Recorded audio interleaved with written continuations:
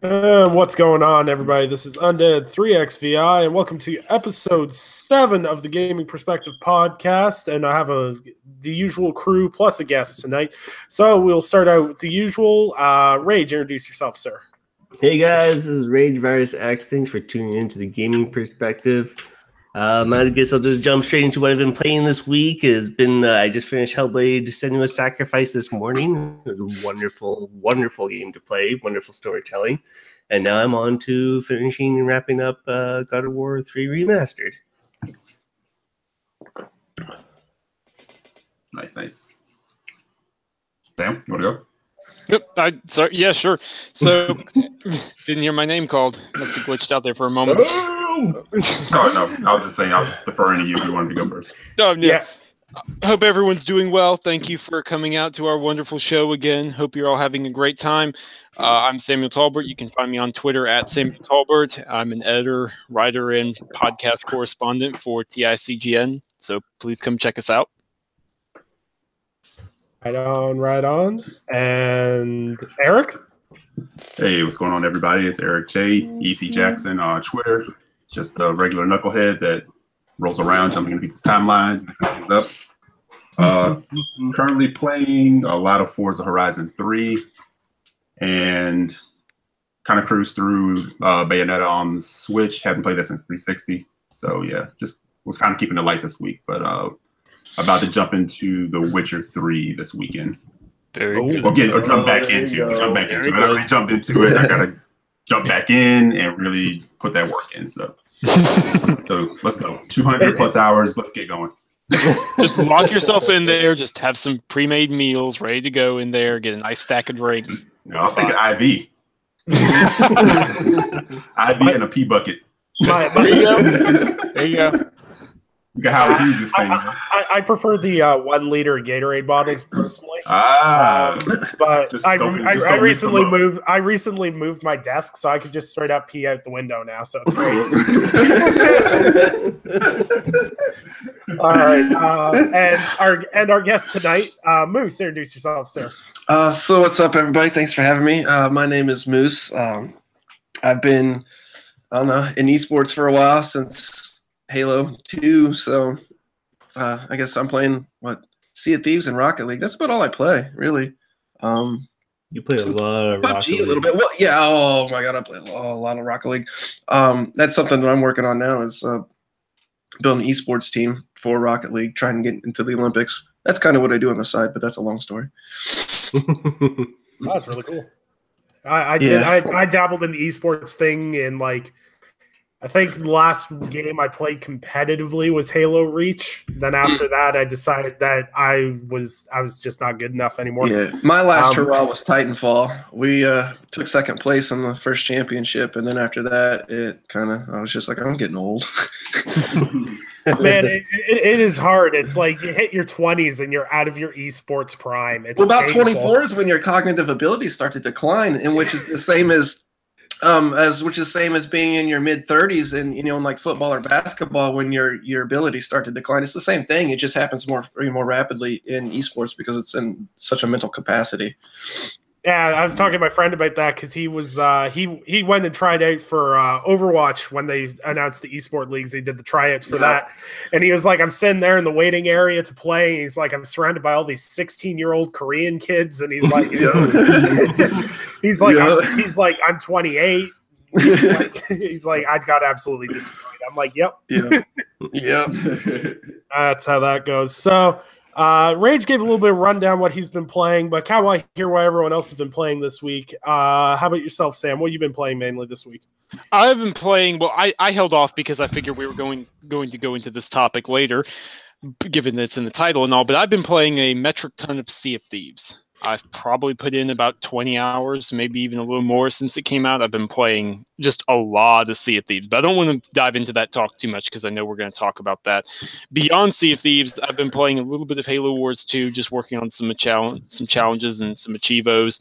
A little bit of Bloodborne, been getting back into that with the Return to Yharnam community event, which is always fantastic. Great to have an excuse to be back in there.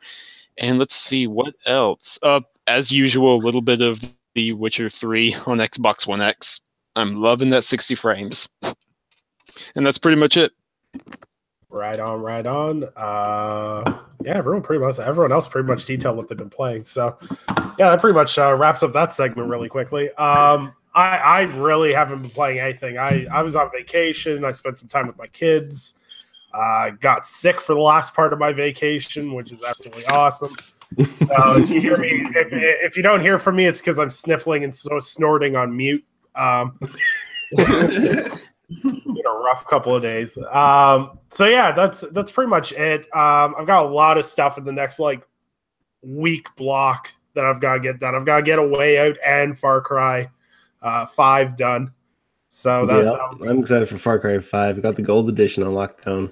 Oh, same man. Same. That season pass, what they added for that gold edition season pass was well worth it, I think.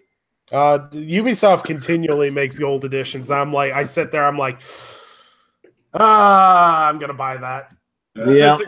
They said Far Cry 3 was included. I was like, well, okay, yeah, I need to play that again. Yeah, exactly. That was it for me too. I'm like, yeah, Far Cry 3 included. I'm done. That's it. What else is in the gold edition? I think was it 2 or 3 DLC packs too? Yeah, like expansion packs. They're actually really cool. They're doing like the Blood Dragon thing all over again. I believe these DLCs are made by the team that made Blood Dragon, but one of them is like a mission where you go behind enemy lines in the Vietnam War, infiltrating the Viet Cong, which is really cool. There's another one which is like this Martian alien invasion thing. It takes place on a space station, alien invasion, all these bugs coming down. I don't remember what the third is, so let me just Google that really quick. I actually pulled it up right here. Was it Dead Zombies, right? Zombies, Hours of Darkness, and Lost on Mars. And Classic Edition as well. Nice. I love how Ubisoft lets the team there do all these little crazy side things. Yeah, the main game there. Mm-hmm. Someone was telling me the space station expansion is going to be a mock-up of 2016's Doom and Prey all mashed together. Wouldn't surprise me. That would be so much fun. Well, much fun. We all know how much of a parody Blood Dragon was of 80s action movies. Yeah, it's awesome. That was fantastic. So yeah, that's about it on that end of things. So we'll dive right into Sea of Thieves because that's the big topic that's taking over social media, whether it's positive or negative. So I'm going to go through the whole panel. I want to get your guys' general impressions on it before the dislike squad shows up and downvotes me into hell for saying anything positive or negative about this game. So do not think for yourself. There is only slavers. All right, so we'll start.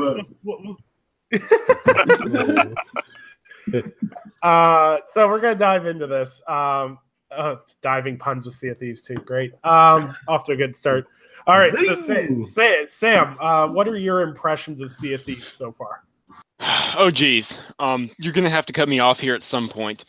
I'm working overtime, just as a general PSA, as well as talking here. I am working overtime trying to get the review out. The Sea of Thieves review will be up on the TICGN website sometime, hopefully late Monday or early Tuesday. That's what I'm aiming for. I make no promises, but just making you aware I am doing the review. Sea of Thieves. So this is complicated. It's really, really complicated. So would you like me to talk about what I like or what I dislike first? Good question. No. Go with what you like let's break it off like this. Let's talk about things you like so far, and then we'll go into the negatives on the flip side thing, because there's a ton of positives and a ton of negatives. Sure, absolutely. What I like so far is, okay, well, let's just get it out of the way. The visuals are incredible. Rare obviously spent a lot of the budget there, and it shows the tech is absolutely amazing. The skyboxes, the lighting, the water effects, the way the servers are synced up together to handle the water. It's incredible. I mentioned this to Craig Duncan in our interview a couple of weeks ago, and I didn't mean this in a derogatory fashion. I told him people are going to use this game as screenshot simulator to get new wallpapers. And that's not a bad thing at all. That's a fantastic thing. They've done a great job there. Keeping it from being a 100% aiming for realism means that it's not going to age the way that games that aim for a hyper-realistic tone will. It's going to keep that cartoony aspect to some degree, and I think that's fantastic, combined with the incredibly realistic, good-looking water and lighting and whatnot. So yeah, get that out of the way first. Sounds good. In multiplayer, there's no other experience like it. That's just the fact of the matter. I don't know if anyone saw Anchorman's Twitter thread that he put out earlier, but we were having this crazy time sinking an enemy galleon. These players kept on coming back to try and troll us, so we would crash their ship on the rocks and go into suicide attacks and steal their treasure. Yeah. And that's just some of the zany little adventures we've had with it so far. Every single time I go out on a voyage, I have no idea what I'm going to encounter. I don't know if I'm going to encounter anybody, if it's going to go well, if it's not going to go well. It really is incredible. It's an experience like no other as far as the multiplayer goes. The main problem I have on the other side of things is, as much as I love the game, there's really no other way to slice it. If you're not going to be playing with friends, I can totally see you running out of content to enjoy. If you're not going, because if you're going to be playing with friends, then the zaniness is always going to be there to make up for it, to make up for that lack of variety. But if you're playing by yourself, I can totally 100% see and agree with the complaints that it doesn't have enough variety in the mission structure or the things to do. Will that change down the road? Sure. Probably. I would say there's like a 90% chance to 100% chance, given the game is supposed to be getting big free expansions every 3 months. But as it stands right now, because the game is being offered for $60 at retail right now or $10 on Game Pass, what I would recommend to anybody is, if you're interested, try it out through Game Pass.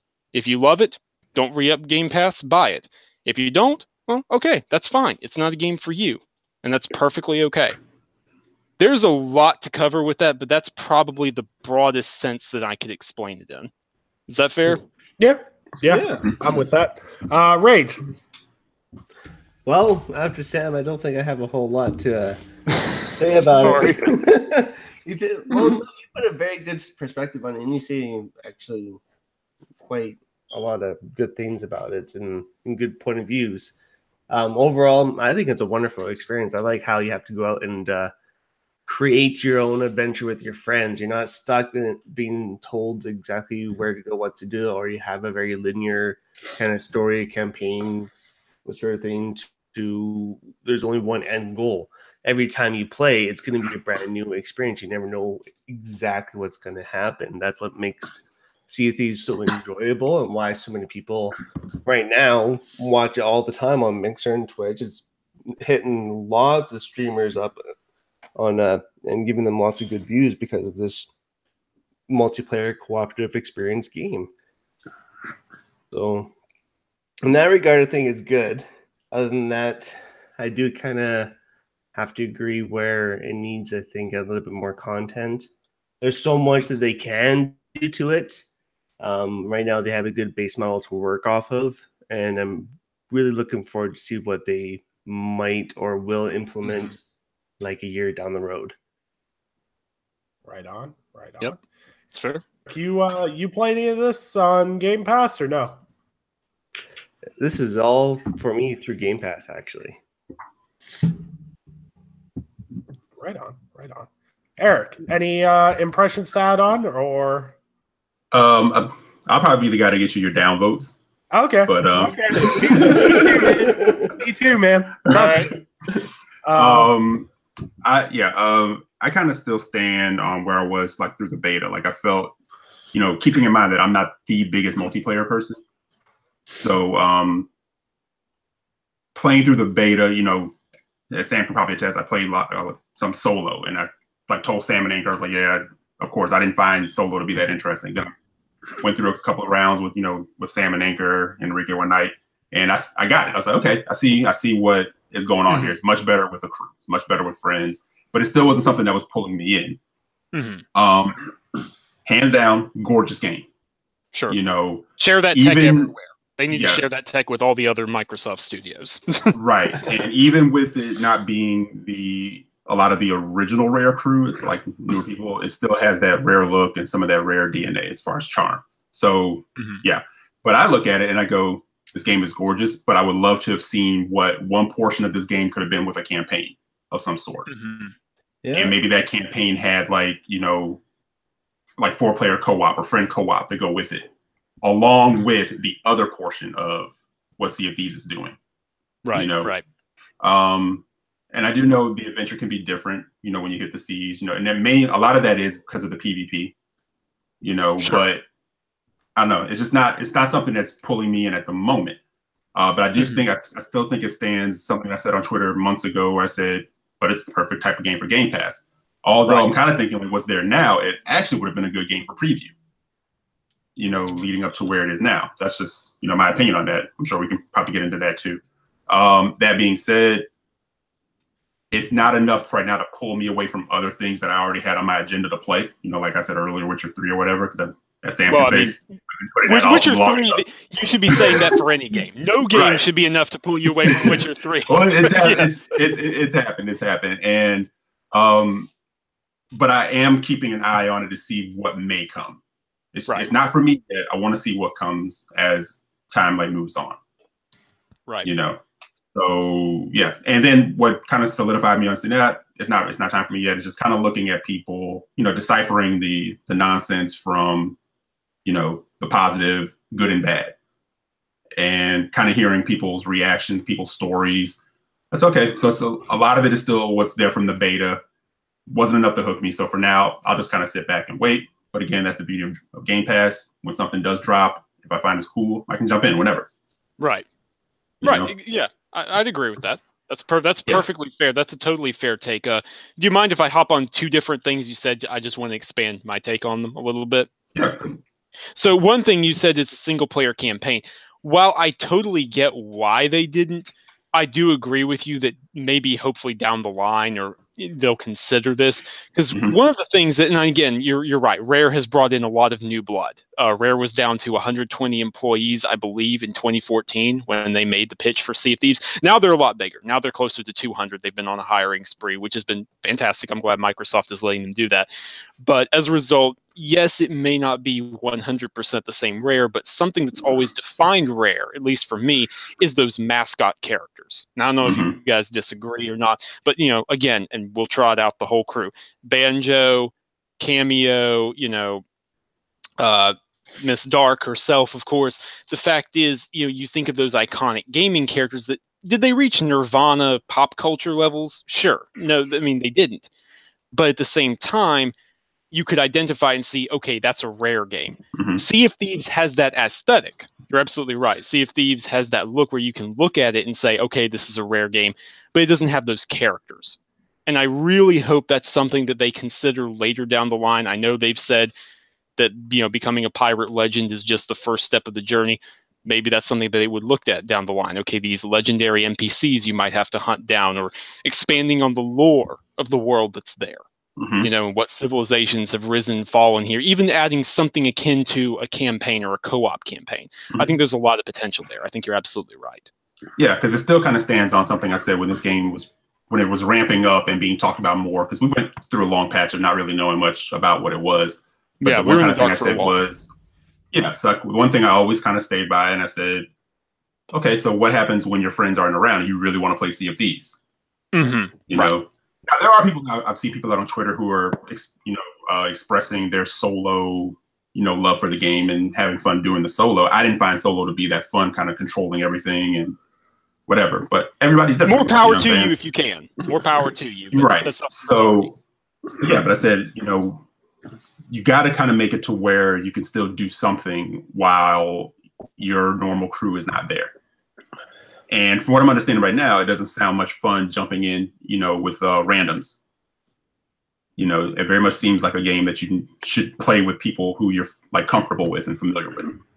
Oh yeah. Let me tell you something. From my years of playing online gaming, you should never focus your gameplay around randoms. Right. Ever. That is so bad. I've played competitive FPS. I've played competitive MOBAs. Yes. I'm going to tell you right now, one of the most frustrating things is I play Smite ranked, and in ranked conquest, you're 5v5. You're only allowed to have one other person in your party while playing ranked. You're not like the other 3 guys have to be randoms.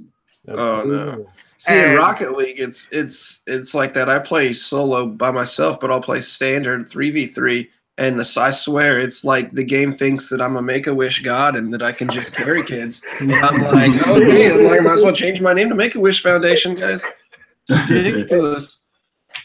It's true. Yeah, but speaking of Rocket League, I think that's a good case of a game that you can rock both. You can have a blast playing with all your friends, but you can also go back in and play by yourself. Oh, but it'll lose you some friendships too. Don't worry about that. So yeah, so that's kind of like where I am on Sea of Thieves, you know. Right on. Moose, we'll get your input before I toss mine out there. Yeah, so I like a lot about it. I've played it solo. Now, when I play solo, it's not so much that I'm actually like trying to play the game or whatever. Like I'm just hunting money so I can get cool stuff because I'm all about cosmetics and the bling. Like I want to look good. Like I want the black pearl. So that's something that I really want to see in the game is more cosmetics. You know, more ship customization and things like that. Because you know, to me, that's what's important to me. As far as the gameplay goes, my God, it is beautiful. It is solid. The way the ships float in the ocean. And I will tell you that swoop, it needs a better name because that's a little, but nonetheless, it is like the Fast and Furious of the sea. Like I feel like I'm like the love child of Jack Sparrow and Paul Walker when I'm driving that thing, and it is just beautiful. Like it is like the way that you can swing it in. If you get good at it, man, you can swing it in between the rocks, and you just drop the anchor, and then if you turn it right, you can like almost power slide through the rocks, and it is so cool, you know, to do things like that. But outside of that, you know, the biggest complaint that I had was the lack of instructions to start. Like it's almost like, you know, you're just a baby giraffe and you're just like, here, try and figure out how to walk. Good luck, you know. So, you know, it was a steep learning curve at first trying to figure out what to do and how to do things. But, you know, once I got going, I liked it. You know, it is better playing with friends. Now, I will tell you, before I got on here, I was literally about to just toss my monitor because I got enragingly pissed because we were doing one of those skull forts or whatever. Yeah.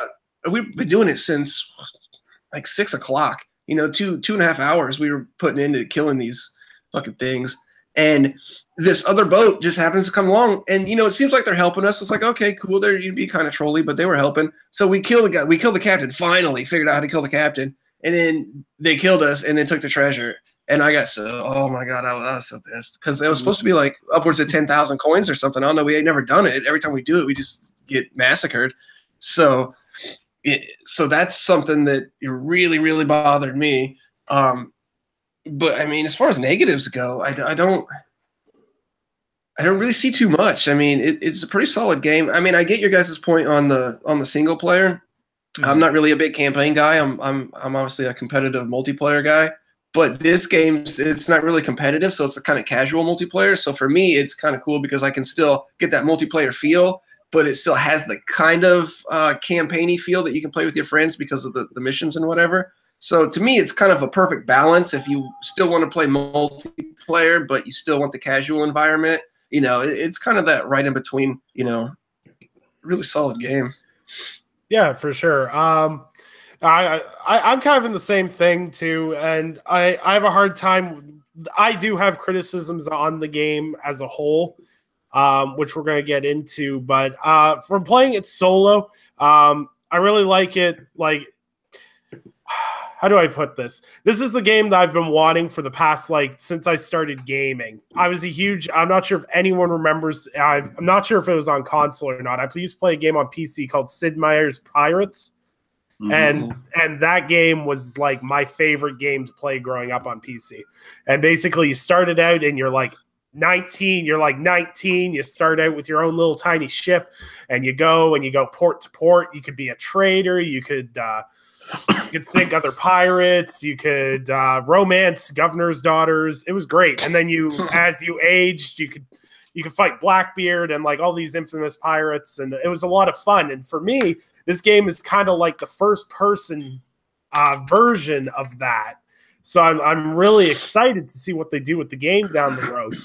But that being said, there's a couple of the aspects to the game that I found were kind of underwhelming. I'm gonna say my major complaint is the complete lack of enemy diversity is off-putting to me. Like I get it's there's mainly a PvP focus when you're dealing with other crews and stuff, but it'd be kind of cool to have some, I don't know, it seems kind of stupid to say it, but some PvE pirates maybe, or like a variety of PvE enemies. Like even if you're to fight like islanders on the island instead, just skeletons popping out of the ground. It just fighting skeletons on the island, and the skeletons were super easy to get the hang of on how to take them down. I haven't done a skull fort yet, so I can't comment on that. I know people have been saying that is hell and a half to do those. You better have a crew and another friendly galleon with you. That's all. Yeah, we had 3 people, and it took us 2.5 hours, and then we got shanked at the end. So well, I think it was what, 15 waves of skeletons. Yeah.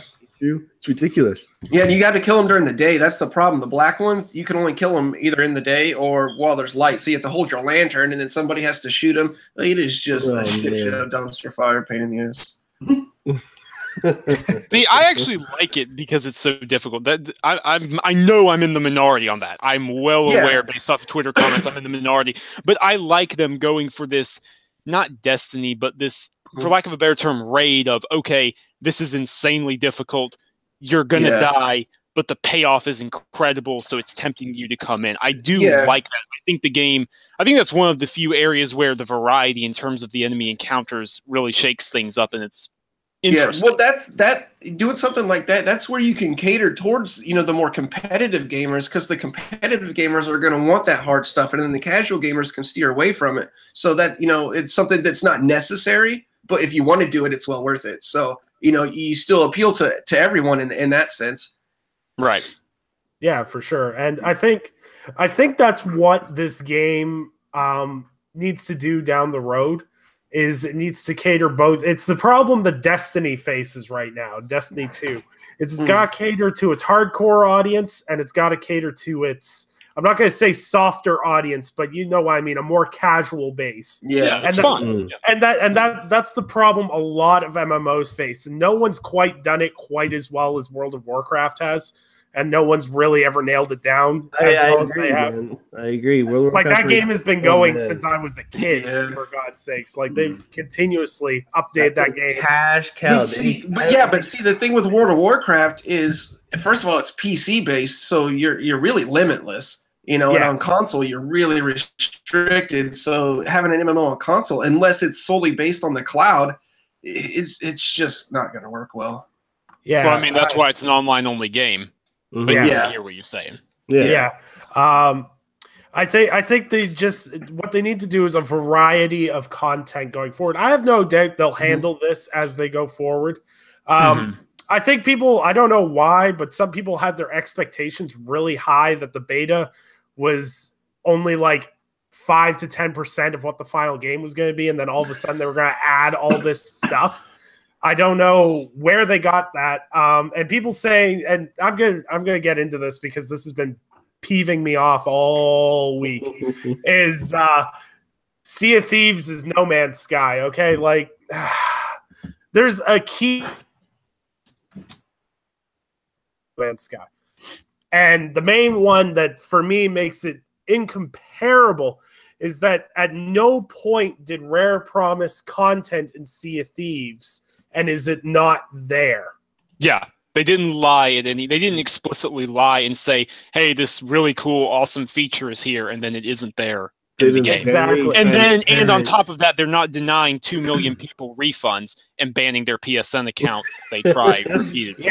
So there's I'm 100% with you there. That kind of ruffles my feathers. And I get where the No Man's Sky comparisons are coming from, gameplay wise and everything else, but I'm in the real minority here. I liked No Man's Sky. I enjoyed No Man's Sky. It was boo this man. Boo him. Okay, like confession. Wait. I bought it and I played it for like 28 hours of gameplay before I got tired of it. Boo this man too. That's what I'm talking about. It's like I'm strange. Before or after they added the content? That was like shortly after launch. I have heard. I don't want to take over. I have heard No Man's Sky is a much better game now. Oh It's yeah, just- for I sure. hope so. My friends on PC play it religiously now. See, that's kind of what I was going to say. Like, I've not played No Man's Sky. You know, I've put more time into Sea of Thieves than I have in No Man's Sky. But yeah, it's the Eric's same thing. Eric's like, I didn't play Sea of Thieves because I only play good games. Down vote. But you know, I had the same exact feeling on like No Man's Sky. Like, you know, initially I was like, oh, that looks like a really interesting concept. Let's see what it kind of becomes, what it turns into. You know, of course, there were no, if I'm not mistaken, there were no beta opportunities on that, right? No. That was lock and key down to launch. Yeah. And really, I mean, you know, really not a lot of fault. Well, I shouldn't say not a lot of fault, but what do you do when you're a studio that's like up and coming, and then one of the biggest publishers in the world is putting you on the stage at E3 and saying, "Get ready, people, because it's about to go down." You panic. I understand what you're saying, Eric, but you don't lie to them and tell them a feature will be there and then it not be there. No, I'm not. This is not a defense for what happened. I hear you. Saying, No, I kinda, understand. You know, I so, have sympathy. I do. Yeah. So I'm kind of putting it back on Sony, kind of being like, you kind of put them out there, you know. Yeah. Oh, yeah. Especially like the way after launch where Yoshida dismissed it and said, "Oh well, it looks like some problems have occurred there," and then they never said anything else about it. They kind of threw them under the bus. Right. And but to their credit, and they caught crap for this. People are like, where are they? They're not saying anything. You know, they're hiding. I'm like, sounds like they're kind of putting their heads down and working to try to fix the screw up, because they care. They want to fix it. And yeah, it sounds like the game is much better than what it was.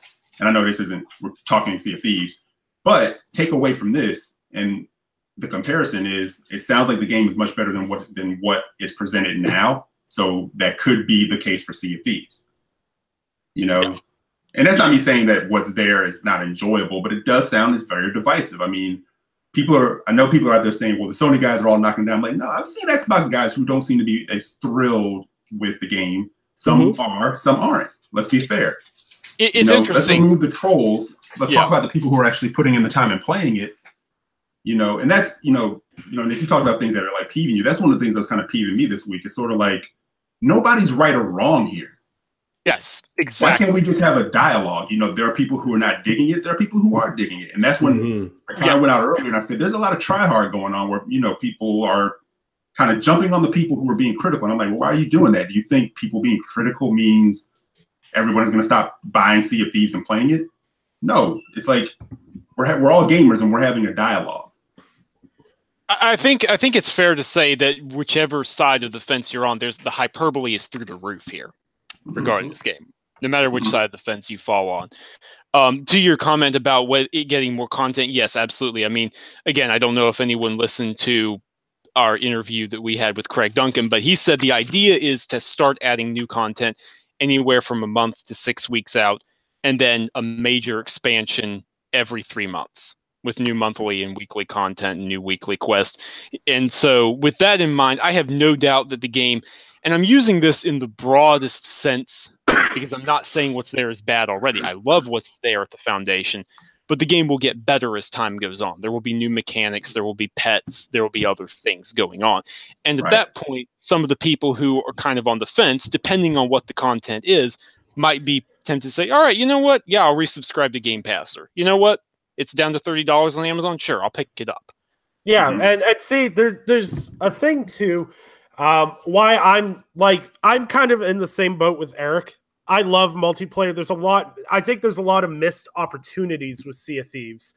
And I don't mean that in a negative way when I say it's missed opportunities. There's a lot of really diverse content they could bring to Sea of Thieves, even if they bring it down the road. But I think people saying that this game is in the grave now is insane, because if all you have to look at is games as a service model that Sea of Thieves is clearly an example of. You look at some of these games, look at the success that Rainbow Six Siege has found after that first year, and they went, okay, this is what's wrong. This is what people want. And the next season, they fixed that, and they keep building on that. Look at the expansions they've done to the Division, which has driven that game to huge success again. That is hitting almost 3 million unique users a month. Wow. Wow. Yeah. For Honor went from dead to 1 million users a month. Yeah. Really? And yeah. Yes. Wow. Yeah, over 1 million a month across all 3 platforms. That was after all the the big performance and patches and like the Xbox One X. Yeah, I was a patches and pre-alpha stuff like that, right? alpha and beta tester for For Honor. I worked with the community developers for months before that game. I remember Yeah, that. Ubi this generation has very much had the Lazarus effect. I agree. I will echo Matt Piscatello's words and say Ubisoft is, if you're going to go games as a service, you need to be looking at Ubisoft. Yeah. Yeah. They're really good at what they do. Yeah, for sure. Yeah, And so- I think if Mike was not to cut Eric off there. No. But to cut Eric off. Yeah, but to cut Eric off. I think if Sea of Thieves stays on track with their content, I say stay on track because roadmap content is important. We say it with what games we want to see coming down the road. I think if Rare gives a roadmap of content, it doesn't even have to be an overly detailed roadmap of content. But as long as they give you events every couple of weeks and there's a big update every 3 months, that's the kind of problem that Destiny 2 is having right now. Is the inconsistency of the updates or them updating stuff, breaking it, and then not fixing it until 3-4 weeks down the road. I can tell you some stories about Destiny. Oh yeah, I mean Destiny 2, we've all seen it. Like, and after this, I wanted to go back to Eric because I think Eric was going to say something, and I don't want him cut off for too long. But Destiny 2, you know, I've seen a lot of people trying to downplay this, touting like, oh well, you know, Curse of Osiris had the greatest attached numbers for any Destiny DLC. It's like, but if you look at how many people are actually playing it, if you look at the fact that every single weekend, it seems like Bungie is apologizing for something else. And it's like, okay, apologize by all means, but at a certain point, this is getting a little ridiculous. Well, I can tell you why it's happening. I'm not sure if anybody's aware of it, but it's because Activision keeps them on the content schedule as if they're the Call of Duty cycle without the extra studios. So they're one studio trying to do the work pace of 3 studios. So they're really they were already behind from the beginning when Destiny 1 like shit all over itself, you know. So you know, trying to do that, and Activision is the one that's doing this because they need to outsource some of that work. That's the problem, is they don't have enough people. The studio's not big enough to keep this content cycle going.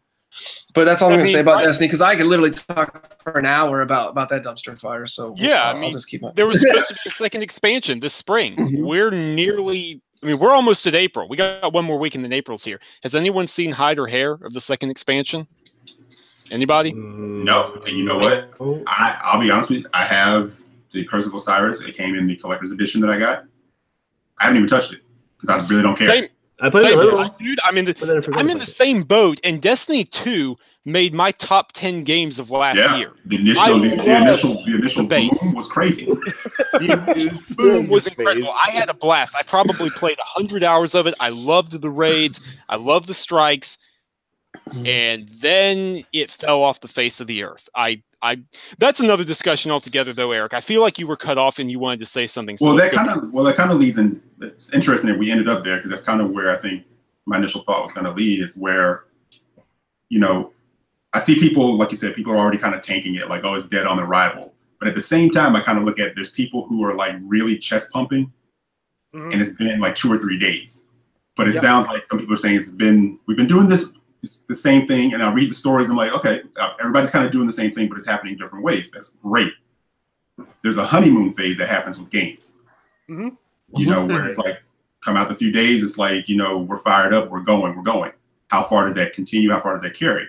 Now, back on what Nick was saying, it's like, yeah, Rare didn't promise all these different things, but I do think there are people who are valid, Game Pass or not, and feeling like you've been doing this, you've been working on this game delay after delay 4 years. You know, what's been going on those 4 years? Right. That's a fair question to ask. And what annoys me is when people kind of shoot that down. Yeah. No. Well, we shouldn't be spoiled. We should be patient. No bullshit. We're consumers. Exactly. Right? I It's our agree money. 100%. Anybody who puts $10 down a month for Game Pass, fine. Anybody who puts 60 down, you both have the same valid argument. You can both say, no, I paid money for this. What up? Yeah, exactly.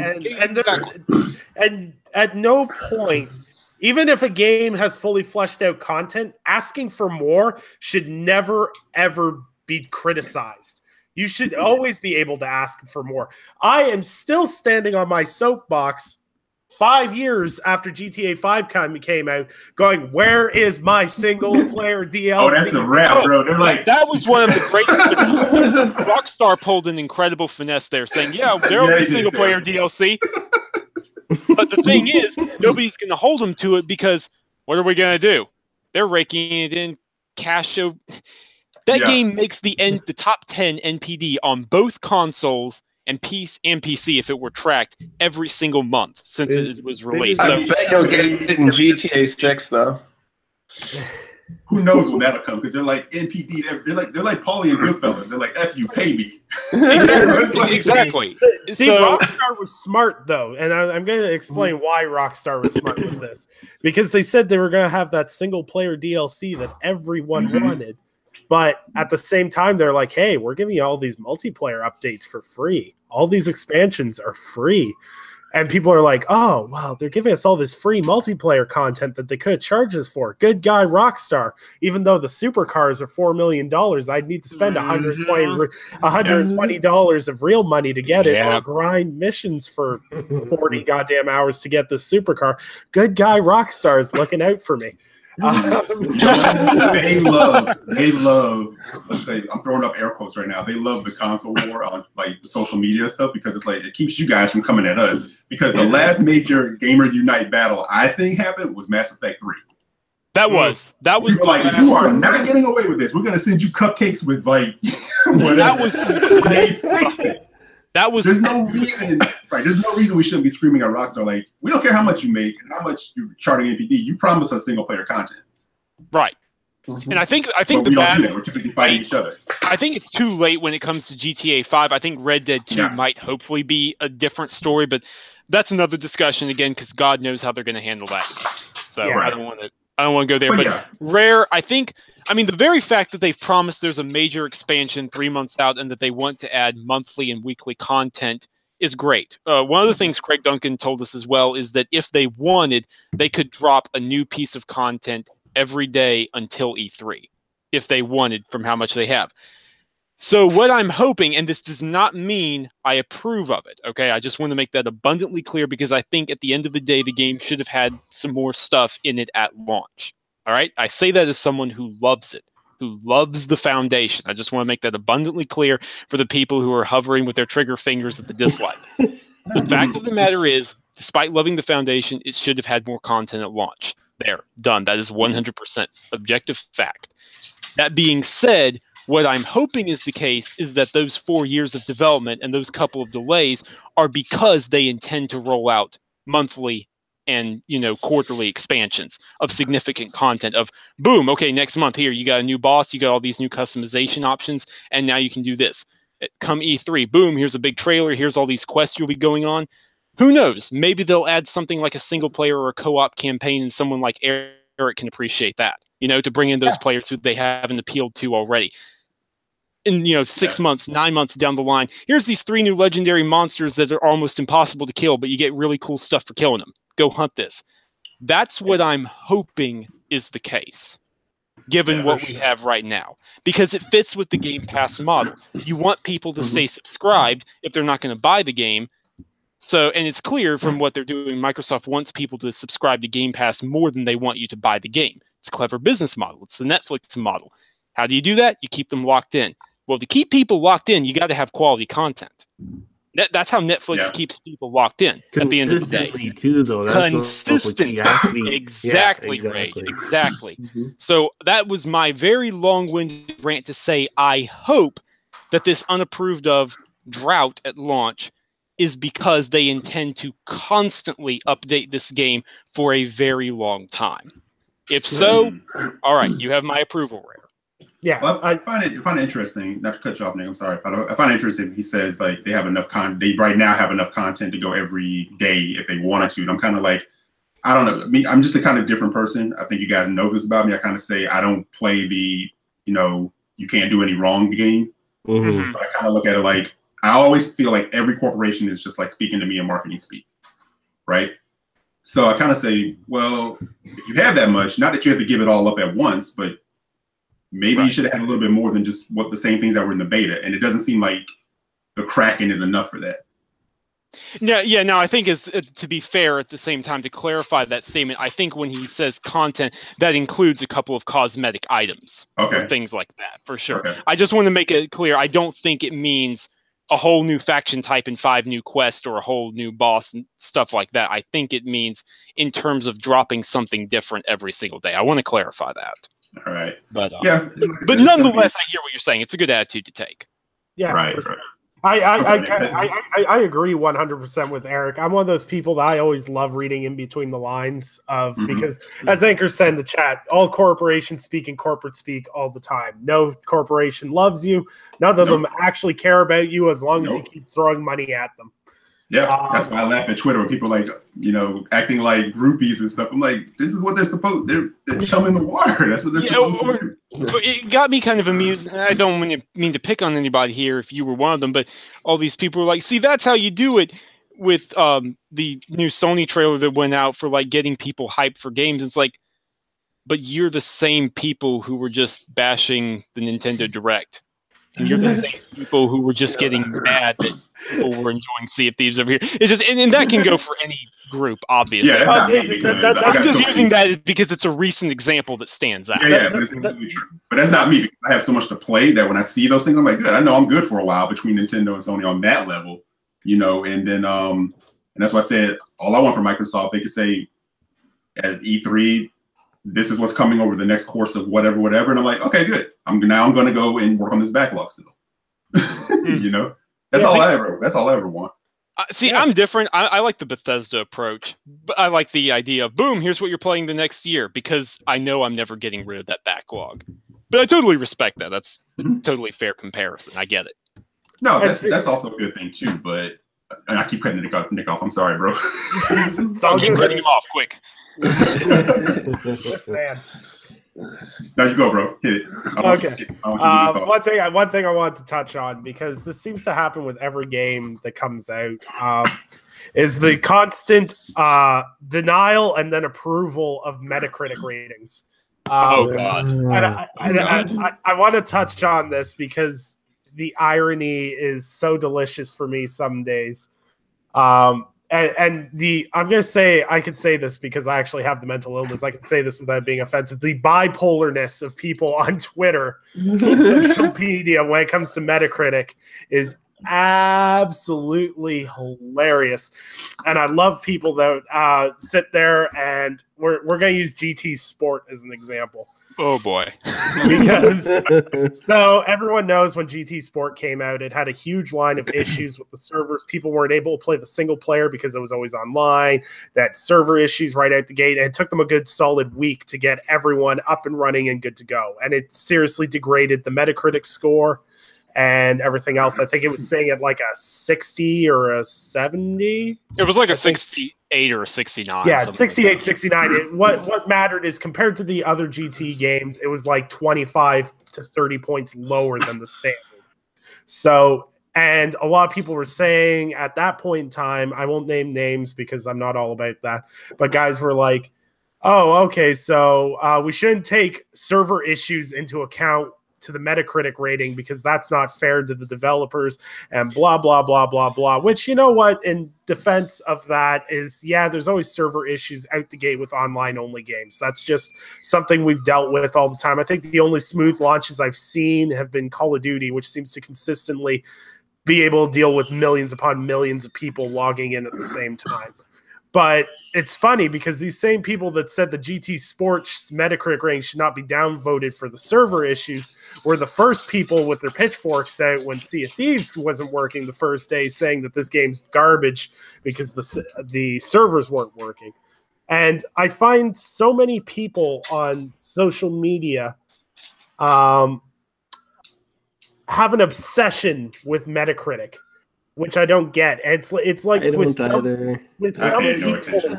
with I some pay no attention, and I have to keep a score. with some people, it seems like if a game isn't set for a certain Metacritic, they don't enjoy it, which blows my mind because I'm going to drop some knowledge for people. One of my favorite games on Xbox 360 is Duke Nukem Forever. Jeez.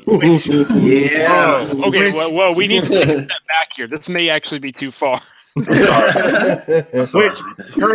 Which currently I bought the collector's edition day one Oh. for that game. Oh, God. And I have no regrets. No regret whatsoever. And that sits currently on Metacritic at a 49. And I've heard through my whole time playing video games, oh, that game's awful. That game's stupid. It was the worst game that's ever been made. And I'm like, yeah, I had fun with it. And that's what comes down to. It's like, Bro, I don't I care. love Devil's Third. Oh my God, me too. I'm with you on that one. See what I'm saying? Metacritic scores, and I say this as a reviewer who has to give professional scores that get submitted to OpenCritic, okay? I don't let scores determine my enjoyment. I really enjoyed The Order 1886. Thought it was a great game. Guess what? That thing has a Metacritic of a 63. It's one of the lowest for a new IP this gen. I thought Quantum Break was a fantastic game, bar a couple of issues. Has a 77, so it's supposedly mediocre to slightly above average. Guess what? I don't care. Well, see, a lot of these companies. And that can apply to so many things, man. Because you can look at like Yelp and see like some little hole in the wall restaurant get like 1 star. You're like, they have the best freaking soup in the world.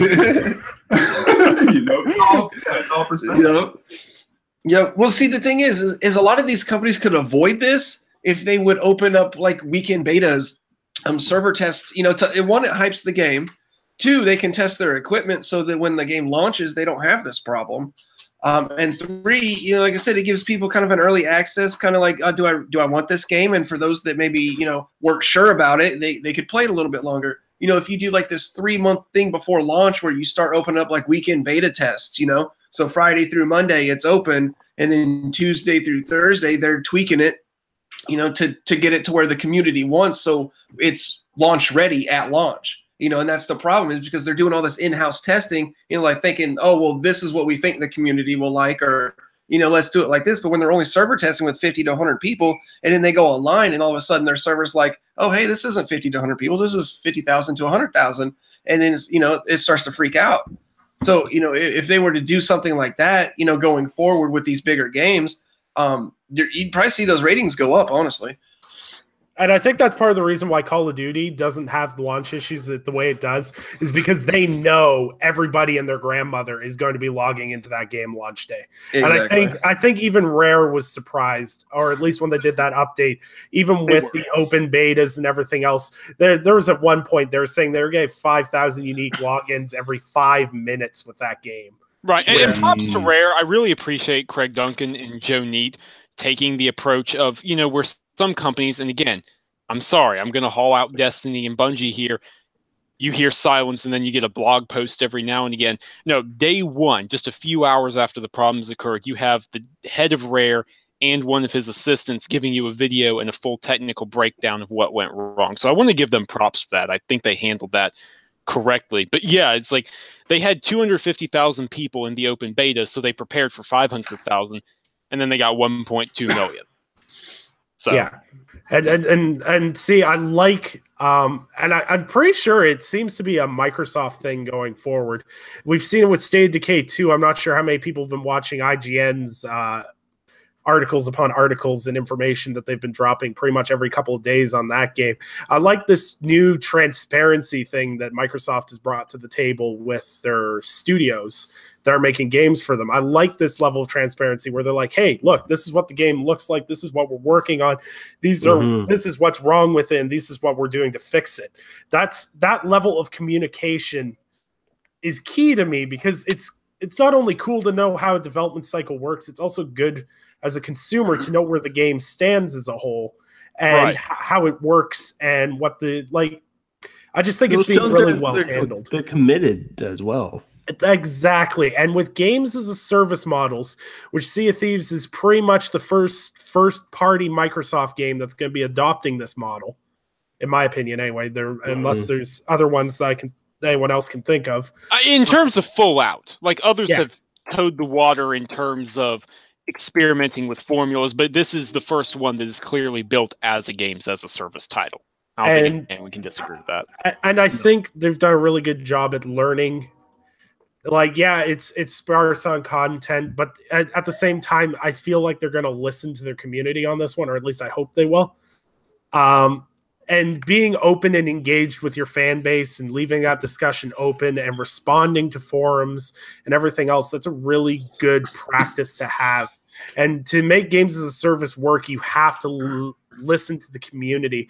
And it's something Ubisoft has done an amazing job with. An example, I was watching on, they had a Reddit AMA for Rainbow Six Siege a couple of weeks ago. And what they were actually doing is they were actually inviting fans, like sending them essentially hangout links to fans to discuss with the developers things they want to change. And they're having these people on video calls and streaming it and talking about, this is what we want with the game. This is what it's like. I play competitive, and this character really doesn't balance well with these sets of characters. Is there something you guys can do about it? And that level of open discussion when you're involving a PvP and even PvE experiences is so important. And I really hope they continue to do it moving forward. Agreed. Yep. Other than that, I think that pretty much wraps up Sea of Thieves talk for the most part. Anyone have any closing thoughts on it? Nope. I do. At Okay. the end of the day, regardless of what your feelings are on it, thank you, Microsoft, for finally delivering a new AAA first-party IP. Yeah. Hey. And thank you. At the end of the day, I'm being dead serious here. Regardless of what it ended up being, for letting Rare make this game, because make no mistakes, it was Rare that made this pitch, and it was Rare that wanted to make this game. It was not Microsoft. This is something that Craig explicitly told me, is it's not Phil Spencer or Don Matrick, who it would have been at the time, sitting down and telling them, fine, all right, you guys need to go make a pirate game. We're done with using you with Kinect. This is something that Rare wanted to make, for better, for worse, or for something in between. So that's the only thing I wanted to say on that as we close. Anyone else? Nope, not here. Nope. We're good. Yep. All right. So now we're going to talk about this weird thing that I never thought would happen. We're going to talk about mainline AAA games going mobile. I've been waiting for this. So this week we have seen 3 games, big games, go mobile. Fortnite came to mobile devices. PUBG became a free downloadable app on phones as well. And Ark is going to be coming to mobile as well. 2 of 3 of these games don't run well on consoles, so I'm really interested. And the best part of this, and we're gonna touch on this a little bit. I'm gonna start with PUBG, because I played PUBG on mobile and it runs really, really good. And then I started looking into it. It's because it's published and developed by Tencent, which anyone who knows, they're the tech company that owns pretty much every mobile game on the market. Yep. They also own 98% of Riot Games, which develops League of Legends. It's just, they are a huge cash cow of a service, and they focus mainly on mobile, free-to-play, microtransaction-based games. So it does not surprise me at all that this game is polished. I was looking into it. It was 500 people to develop that mobile game, to make that crisp and clean. Yeah. To get PUBG on mobile. So, and Ark is, I don't even know how that's going to work. I don't know if it's gonna be still images that you get to click on and move forward every couple of feet, or because I was playing Ark on my X just earlier in the week, and I was like, this game still does not run that great. So I want to kind of get everyone's thoughts. Like, I know not a lot of people that play heavy on game consoles are into mobile games. I have very little time for mobile gaming personally. If I was playing a lot of mobile games, I'd probably buy a Nintendo Switch. But what's everyone's thoughts with an emerging mobile market? We'll start with Sam. It's not surprising. I'm actually amazed that it's taken this long. Some of these games like Clash of Clans and the Clash of Clans clones and things like that, can't talk. They're making a lot of money and they're still making a lot of money, but obviously there's degrading benefits to continuing to go that route, and seeing how Fortnite has taken off like wildfire and is going to mobile and it's going to be huge there. It's not surprising that PUBG is now getting a version there, which is amusing to me to say the least, and that it's free to play and whatnot. That is really, really funny to see them copying in that way. But of course, I mean, I say copying, and Fortnite really doesn't have any ground to stand on there. So that's why I chuckle. Like, that is funny. Yeah, exactly. It's fun. But and I actually want to come back to you and ask you a question, Eric, when I'm done here. But it's interesting to see, and it doesn't really surprise me because there's a huge amount of potential there. Our smartphones that so many people get on plans actually do have a decent amount of processing power. They have good CPUs at the end of the day. So it's not surprising to me. I am curious about how on earth Arc is going to run at anything even remotely above PowerPoint presentation. But you know what? All right. We'll see. We'll see how that goes. So, Eric, as a teacher, though, I do have to ask you how you feel about Fortnite and PUBG coming to mobile. I'll share a story of what happened last week. The day after it launched on mobile, I saw a kid actually tell the teacher after lunch, "Give me 1 minute. I'm like the last 3 on this match." Like, what the hell are you talking about? I actually threw him out of class. He's like, the kid wouldn't stop. He's like, "You got to go, get out." He put him, call security, had him take to the office or whatever. But yeah, there you go. And I actually saw a report the other day that said kids are sitting in their class trying to play Fortnite on the phone. Oh my god! I mean, it's always been something. Obviously, I cannot wait to see their data plan bills after playing Fortnite on mobile. That'd be nasty. It's really amusing to me, to say the absolute least. Good luck, Eric. Good luck. Yeah. That's all I can say. I mean, I knew what he was doing. The teacher didn't know what he was, but I was like, that was hilarious. I'm sitting there trying to like hold a laugh in. So I'm like, here we go. Here we go. So, and that's, I'm telling you, but legit, that's all they talk about. Yeah, all they doesn't surprise me. Mm-hmm.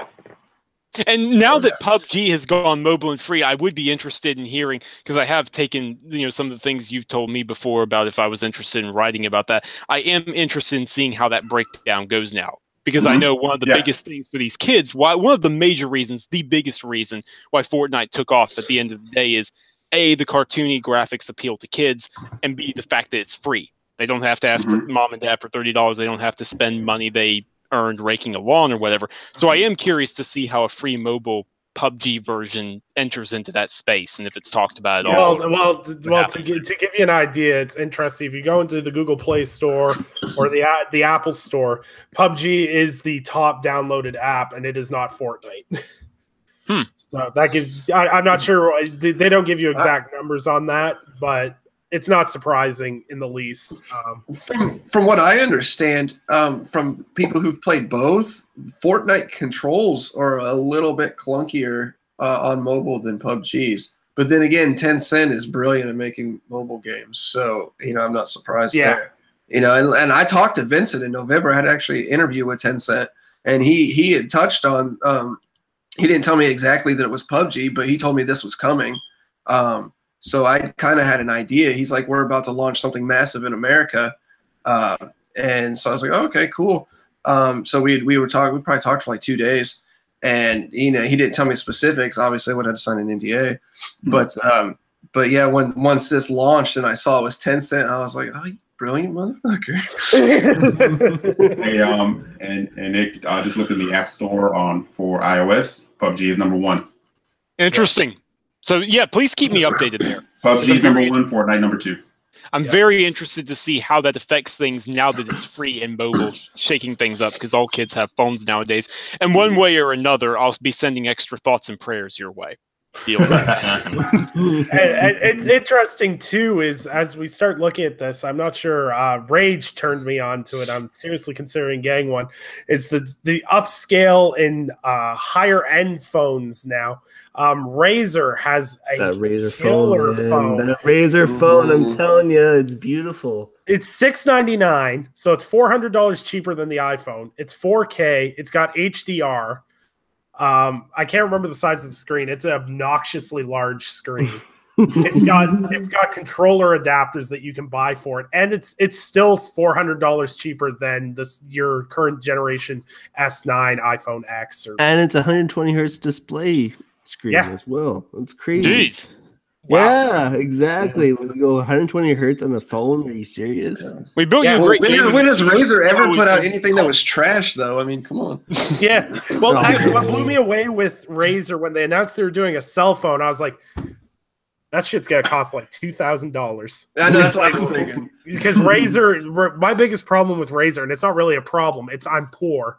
They have the best quality stuff, and they do nothing but give out high quality equipment, but they make you pay for it though. You pay for that quality. Yeah. But when they were like, "Oh yeah, we've got this really high end phone for $699," I'm like, so what's Apple and Samsung's excuse then? Right? Like, what the? Another $500 to put your name on it. Yeah, that phone is impressive for what it has for hardware. Yeah, for sure. So we got a question from the chat. What do you guys think is going to be the next big game that goes to mobile? Mobile? Oh my goodness. It's a good question. Thank you, Diego. It's a very good question. That's a tough one. If Microsoft had a really good relationship with Tencent, I'd be like, see a thing. You know what I can actually see is Rock Galactic being one of them eventually, because that is a very 4-player co-op centric kind of Minecraft shoot 'em space alien game, and it's not a heavy hardware graphics engine. I don't even think that's an aspect we have to consider anymore with mobile games. If a mobile phone can play Ark, like if I try to play Ark on my Samsung S5, it's gonna blow up. Like, I will say on my S5, PUBG runs better than on the console. I prefer to play PUBG on my phone than I do the console. Yeah, that's pretty impressive, actually. Yeah, no, it's pretty amazing how well the mobile version works. It blows my mind that they can get a mobile version going, and it's like you're looking at the game on console and you're like, I know. Like, were you high when you made this? Like, what happened here? Like, these are two different games. Like, come on now. Yeah, it's crazy. I don't know. Like when we see Ark coming, I don't think it's a long stretch to say that Ark Pixel Minecraft ripoff that's coming. What's that called again? Sam, do you remember? Pixel Ark? I know the game you're talking about. I don't remember what it's called. Pixel Ark? Ark Pixel? Ark, yes. I think so, yeah. Pixel Ark. It's Minecraft but with Ark stuff, which I feel like an idiot for saying that. I'll probably buy it. But I could see something like that going. Yeah, I'm gonna buy it. I could see that going to mobile. It'll be interesting because Tencent is really pushing the mobile market. And it'll be interesting to see whether Sony, Nintendo, because Nintendo has said very vividly they are very interested in the mobile market going forward. They actually are. Mario Kart's coming to mobile, and I think either later this year or early 2019. That is a definite. And I think that of all the other stuff that they've done, I know Mario Run did really well for them, but I think that'll be like that'll be top. That'll be the one. Mario, the words Mario Kart and mobile in the same sentence just is a giant printer printing out sheets of money for Nintendo. Yeah. Well, see, this is why I always tell people, I was like, literally, Nintendo just has to release the same stuff that everybody loves, and they have a money machine. The fact that they almost went bankrupt with the catalog of ideas that they had absolutely blows my mind. It blows my mind that the Wii U was a failure because they could have turned that into the cash cow that the Wii is, or not the Wii, the cash cow that the Switch is if they had supported it with the software that people wanted on it. But the software was there. It was just it's sporadic. No, the software is like what's the strongest part of the Wii U. The problem with the Wii U is that was like their stumble. Like we say Sony had a stumble, we say Microsoft had a stumble. The Wii U was theirs. Yeah. The They marketing was just did atrocious. not. Yeah, the marketing is pretty much. They didn't explain it. For everybody, they had that audience of people who went out and bought a Wii. They did the Wii U. People are like, oh, is that like an attachment for my Wii? I'm good. I don't need anything else right now. Exactly. Like, and by the time they started actually trying to do advertising, it was just too late. But yeah, I don't want to steal it away from you, Eric, but I know people who write for gaming websites by no fault of their own who were confused by no fault of their own is what I'm trying to say, and thinking the Wii U was not a new console, that it was an attachment. I mean, they bungled that message. Yeah, it was just it was just like arrogance of what they did with the Wii, the numbers that did, and then it was like, oh, people will get it, and I'm like, the naming was horrible, Wii U. I'm like, Wii U. I'm like, yeah. So I'm like, this, because I said, I'm a gamer, so I understand because we eat, sleep, and breathe this stuff. So we read and we know it. I was like, when I first heard of it, I was like, the average consumer isn't gonna know what the hell this is. Nope. And they're gonna ignore it. Yeah. Yep. So, but it seems like they learn. Sure. And that's the thing. It's like you can stumble, but if you learn, and it seems like they learned with the Switch. I definitely think the Switch is what the Wii U concept was. It's what they really wanted to do with the Wii U. Well, I was just going to say earlier, like the Wii U was the halfway point between the Wii and the Switch. Like they were trying to go for the Switch, they just couldn't make it there. Just not quite there. Yeah. But we're all glad that they've switched. I think what Nintendo did really well with the Switch, and part of the reason I've been on the fence for so long about getting a Switch, is they've got the big name titles that people want from Nintendo, and they're doing a very good job of filling it out with not necessarily third-party titles, because not everyone's gonna no one was gonna be like, hey, I want to play Destiny 2 on the Switch. No, stop. Stop. I don't care how many times Barron says people want to play AAA games on the Switch. They don't. No, you say that, but Skyrim. All praise to Todd Howard. Skyrim is selling extremely well. That's the next game going to mobile. Yeah, they gave that game I think Dark Souls Remastered is going to do really well on it. Yeah. Oh, it will. It absolutely will. Yeah. And I think the mobile aspect is a huge selling point, because I bought the Wii U because I wasn't as heavy into games as I was. I was just a huge Nintendo fanboy at the time. When I bought the Wii U, I thought you could take that tablet attachment anywhere. I was I could take this anywhere. But I had like a 3-hour trip to Ottawa, and I was like, I grabbed it, hopped in the car, got on the train, fired it on. It's like not connected to the device. I'm like, what the bro? You couldn't walk 20 feet away from it, from the base unit. It's like, please, just like disconnecting. You're like, what? Yeah, no, that was not anywhere near mobile. You tried to take it with you to the bathroom, and it's just 1 foot too far. Yeah. I saw this picture on Twitter once of this guy in the airport with his Wii U. He had the gamepad, but he had the base unit plugged in, just sitting there leaning up against the wall with the gamepad. But he took the whole Wii U with him. Oh my. It's actually really funny you talk about that if you want hilarious. At one point, a couple of years back, my friend did games development in LA, and he came back, so I offered to pick him up from the airport. Well, he got there earlier than I did because I got stuck in traffic. This guy had in his backpack, he had his $2,000 desktop. What? In which he had plugged in, into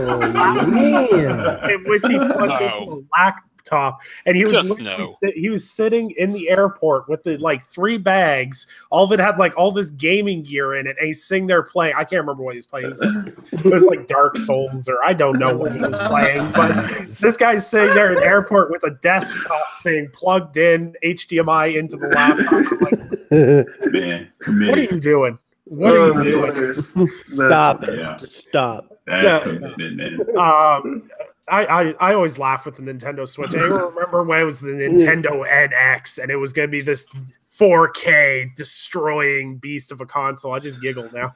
Oh, God, and you remember the days of the NX rumors? Those were some good times. I was looking back at some videos I did back in the NX rumor days. It was like Nintendo, the first real 4K console. I'm like, oh. But what makes me laugh about all that? People give Nintendo such shit, and they try to downplay it, they're irrelevant or whatever. But any little thing that's like about to be announced or anything that they kind of tease, everyone's like, I wonder what it's going to be. I wonder what it is. Love it or hate it. Everybody talks about it. Reset Arrow when there's a Nintendo Direct is probably the most annoying website in history. They're like, they're going to release this, yelling for like 6 days. And then it's like, oh, the Nintendo Direct's rescheduled to 2 weeks from now. Oh, that must mean it's something bigger. Yes. And like, I 100%, like, I have a love for the fan base in Nintendo because those are some guys that really had a rough time last console generation for them. So it's good that they have their quote unquote redemption console. So you remember like in the whole pantheon of like console wars, people was like, man, look, the Nintendo guys are just like hippies. They're just chill. They just try to get it. It's like, no, no. Because they're not. I mean, like you mentioned, Baron is out there on some stuff. He's committed, man. That's what the man that was like, Bayonetta's a 10 out of 10, but God of War is a 3 out of 10. I'm like, boy, what? No. You don't sit down, baby. Stop it. It's funny, man. I get a lot of kicks out of it because I know a lot of these guys do it for fun or it's a persona and everything else. So I get a lot of kicks out of it. But like seeing Nintendo guys getting all riled up, and my favorite one is I can't remember the guy's name, but he was going on about how he predicted the Nintendo Switch's success and blah blah blah blah blah. And people just repeatedly kept linking him videos about how the Wii U was going to destroy Sony and Xbox and all this. And he's like, oh, those videos don't count anymore, and he had to go back and delete all his old content. Now, the one person I will say, shout out to B Money. B Money was like, he put out his prediction and he stood by it, and he was. I've got to get him on one night so that I can sit here and trash the Switch and then watch him get aggravated at me. I'll be here, but I'm going to be here with popcorn. So. Yeah, for sure. All right, so a couple of housekeeping things before we wrap up here. Gonna announce the winner of a copy of A Way Out. So that'll be cool. We're also gonna announce the next giveaway, which I will have up on Twitter in the next half an hour once I get my confirmation email from Gleam that I can do stuff. So the winner of A Way Out is Jamie B, who unfortunately she follows me on Twitter. However, she has her DMs on lockdown. So Jamie, if you're watching this or you plan on watching this, I cannot tag or DM you because of your privacy settings. So please DM me as soon as you hear this. You have 24 hours to claim the digital copy of A Way Out on PS4 or Xbox One. So please get a hold of me or else I will redraw and I'll have to pick another winner. Okay, so congrats. I hope you have fun. I really hope you have a co-op partner. I've heard nothing but amazing things about that game. Yeah, I was going to ask if you guys played a free trial for it, actually.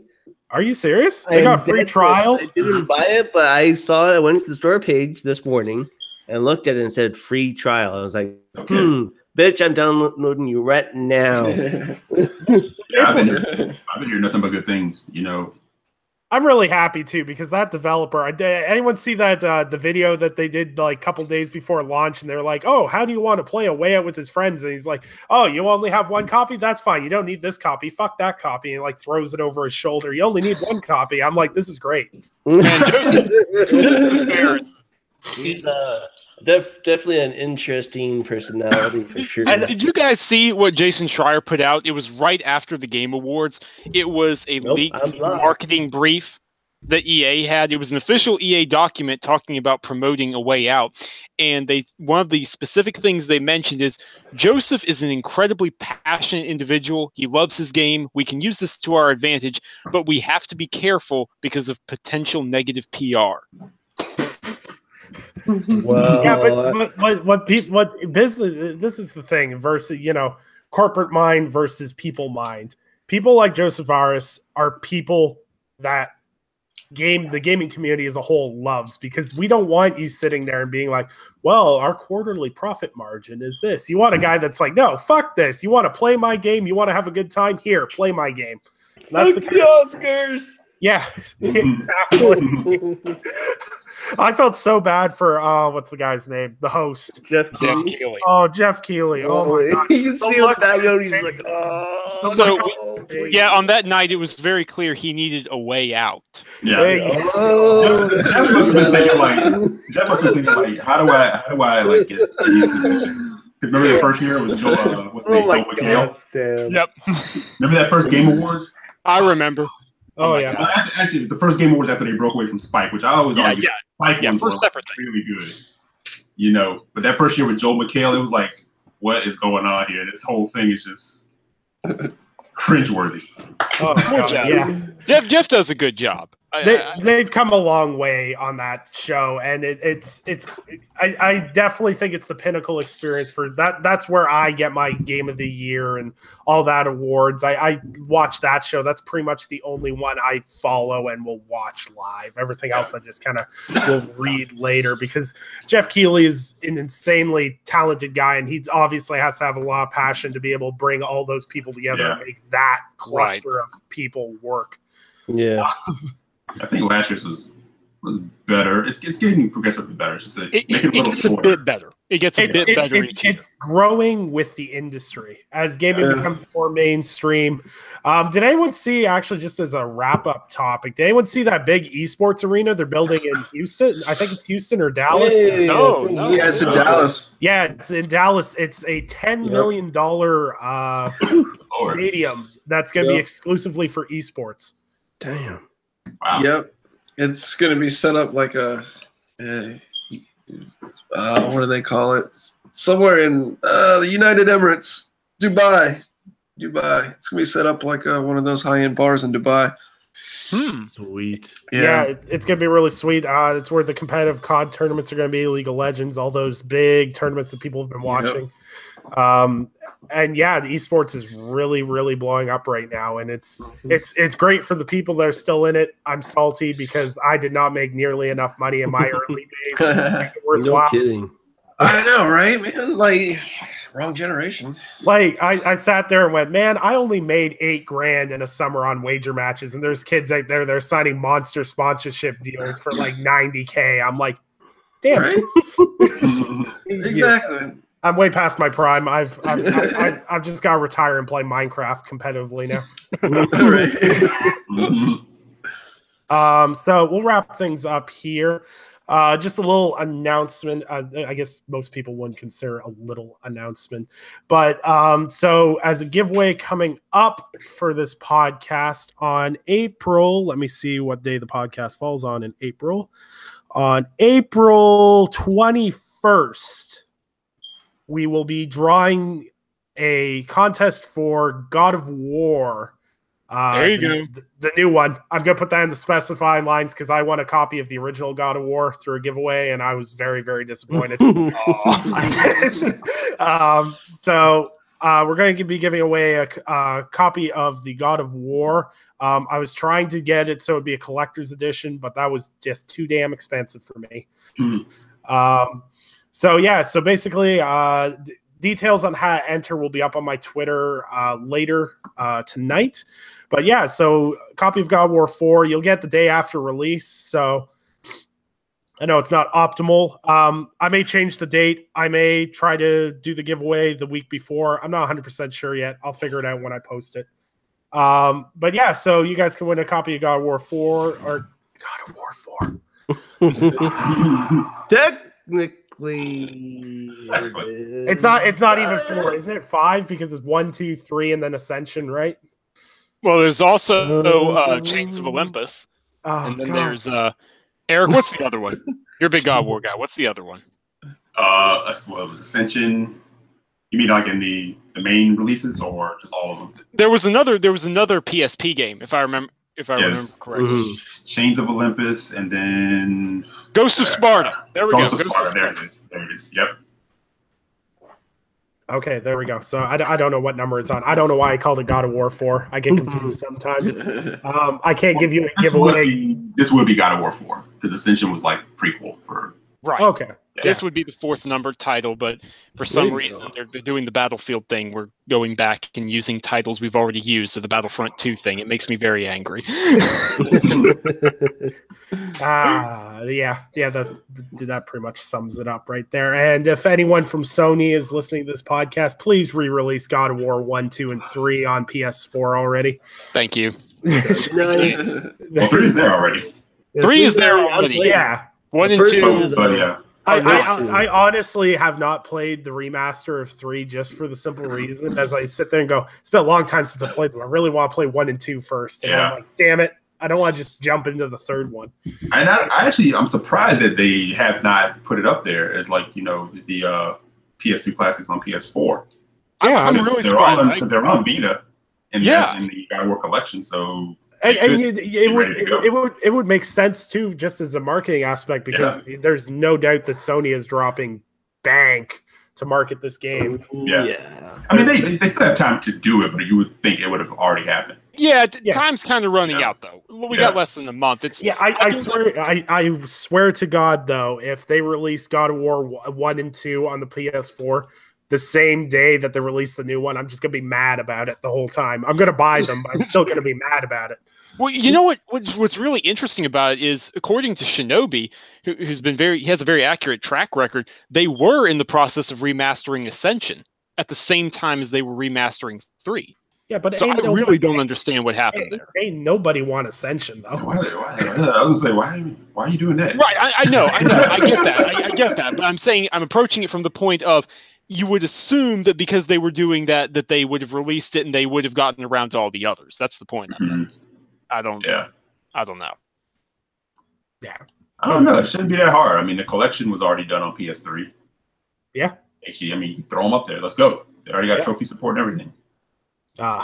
Maybe Blue Point will do a remaster for next year. Who knows? All right. So definitive question. Maybe that's what they're working on right now. That's their next. They could just rename the original God of War collection. Just call it the Angry Teenager Stage of Your Life collection. Pretty good. All right. So we'll wrap up here. We'll do outros here. Sam, where can the people find you at? You can find me on Twitter at Samuel Talbert, but don't say I didn't warn you, because I enjoy games from lots of different systems, and that may not work well with you. I don't know. At Samuel Talbert, that's Tolbert. And if I'm not on Twitter, then you can find me on ticgn.com writing reviews, news, and opinion pieces that you should read. Right on. And Rage. Well, thanks for tuning in, everyone, to The Gaming Perspective. You can find me on Twitter at RageFires_X or at thelootgaming.com. Right on. And Eric? Yeah, once again, another fun podcast. Appreciate everybody coming by, hanging out, keeping the chat live. You can find me on Twitter, EC Jackson with an X, and on Wednesday nights on Brat Podcast at 9 o'clock. Right on. And Moose. Awesome. Well, first of all, thanks for having me. I had a blast. But I'm on Twitter at It's Dirty Moose, and you'll see me on Esportspedia. Yes, I've got to ask: Are you Canadian by any chance? I'm guessing. No.